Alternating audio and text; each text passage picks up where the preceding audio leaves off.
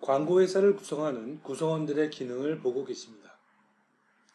상황 분석 및 커뮤니케이션 전략의 주된 역할은 Accounts Executive, 줄여서 AE라고 부르는 기획 파트가 수행합니다.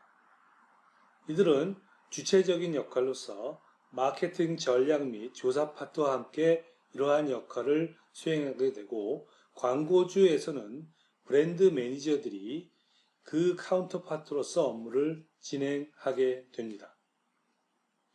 A의 역할은 광고주에게는 광고회사의 영업사원으로서 다른 광고회사보다 더 나은 서비스와 효과를 얻을 수 있는 광고회사의 역량을 지속적으로 표현해내고, 다른 한편으로 광고회사 내부에서 A들은 광고주의 제품 및 서비스 광고에서 기대 효과를 얻어내기 위해 회사 내부의 역량을 결집하여 수행하는 역할을 합니다.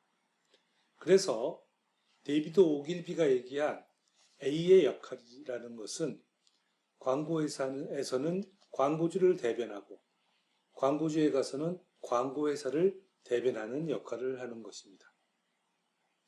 그리고 크리에이티브 전략은 커뮤니케이션의 문구와 뉘앙스를 중심으로 전략적 대안을 만들어내는 카피라이터와 사진, 그림, 글자체 등 각종 시각적 부분을 관장하는 디자이너, 그리고 동영상 중심의 제작과 기획안을 담당하는 프로듀서가 있습니다. 프로듀서는 우리가 보통 PD라고 얘기를 하죠. 완성된 광고안과 영상을 매체를 통해 잠재 소비자에게 가장 효과적이고 저렴한 방법으로 전달하는 전략과 그 집행을 담당하는 매체 기획과 매체 구매 파트가 있으며, 거대한 매체 예산을 운영하는 대기업이나 글로벌 기업들은 매체 전략에 따라 예산 절감 효과가 엄청나기 때문에 전문적인 미디어 매니저에 의해 광고 매체 관리를 하기도 합니다. 광고주인 기업이 잠재 소비자인 고객을 대상으로 설득 커뮤니케이션을 전개하는 광고 산업에서 구성원들 간의 업무 구조를 설명하는 간단한 다이어그램을 보시고 계십니다.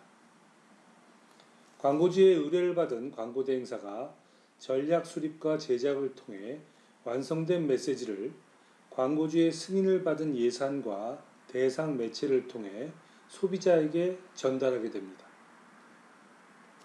이때 대행사는 승인된 금액 안에서 집행하고, 그 금액을 광고주에게 청구하며 매체사에 광고비를 전달하고, 광고비의 일정 비율이나 정해진 요율에 의해 수수료를 받게 되는데, 이 수수료가 광고 회사의 수익 부분이 되는 것입니다.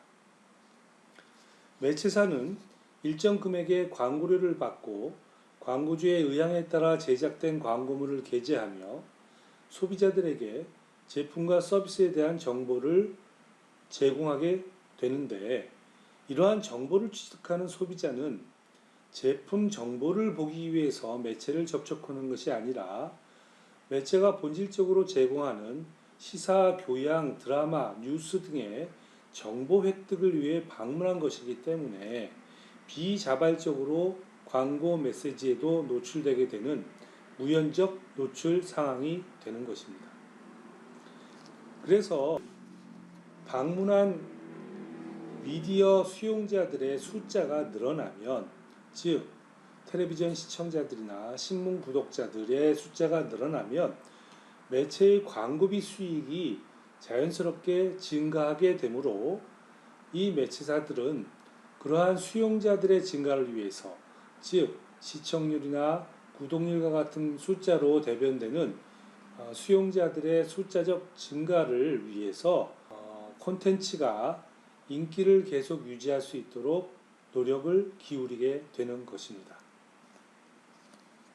이 결과로 소비자는 특정 제품이나 서비스에 대한 긍정적 태도를 지니게 돼서 제품을 구매하는 빈도가 높아지거나 더 많은 사람들이 구매를 하게 되어, 광고주는 광고를 통해 전보다 더 많은 사람을 대상으로 판매하는 대형 시장을 가지게 되는 것입니다.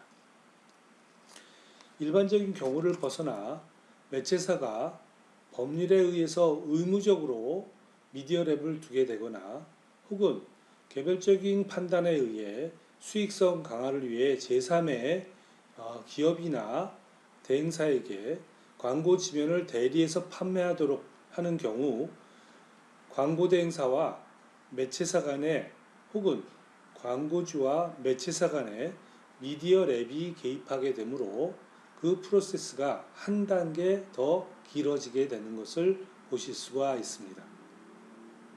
광고주와 광고회사 간의 파트너십 유지를 위한 기본 원칙에는 일사일품목의 원칙이 있는데 이것은 광고회사가 취급하는 특정 제품이나 서비스 광고의 경쟁 제품을 동시에 취급할 수 없다는 것입니다. 다시 말해서 지극히 세밀하고 구체적인 마케팅 정보와 제품에 대한 정보를 공유해야 하는 광고주와 광고 대행사의 관계이기 때문에 두 개 이상의 동종 경쟁 업체를 대행하면 부득이한 사업 정보의 누출과 같은 불상사가 있거나 그럴 수 있는 개연성이 있기 때문에 한 동종의 제품군에서 하나의 품목에 대한 대응을 하고 있으면 그 경쟁되는 브랜드에 대해서는 대응을 하지 않는 것이 관행으로 굳어져 있습니다. 그렇기 때문에 대행사들이 M&A를 통해서 서로가 서로의 광고 대행사를 흡수합병하는 상황에서도 하나의 회사로 존재하지 않고 다른 업종과는 달리 각각 별도의 회사로서 존재하면서 하나의 그룹을 형성하는 것도 이러한 일사일품목의 원칙에 따라서 자칫 합병을 하게 되면 광고 대행을 할 수 없는 상황이 되기 때문에 독립된 형태로 계속 유지하는 경향이 있습니다.